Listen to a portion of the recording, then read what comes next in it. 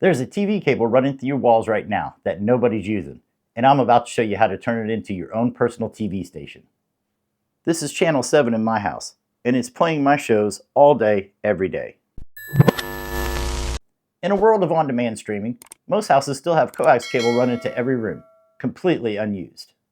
But with an old laptop and a $30 RF modulator, you can bring it back to life and broadcast your own shows on every TV in the house. So let's start with the software. You'll need VLC Player. It's free. You'll need a collection of TV shows or movies. You're allowed to keep a digital backup of media you own.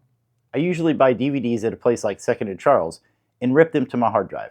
If you're not sure how to do that, I'll link a tutorial in the description. Once your shows are in a single directory, open that folder in VLC. It'll start playing automatically.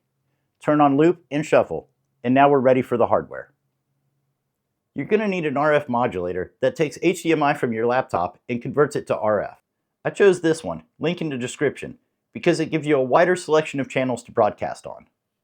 That's important, because it means you can run multiple modulators if you want more than one channel. Pro tip: the channel numbers shown on the modulator don't always match the actual TV channels. For example, channel 16 on a modulator may actually show up as channel 7 on your TV. Not a big deal, just label them if you're running multiple channels so you don't confuse yourself later. To bring it all together, I installed the RF modulator in the closet where my cable splitter is, so it feeds every room in the house. I connected the laptop via HDMI, powered everything up, fired up VLC, set it to loop and shuffle, and we're live.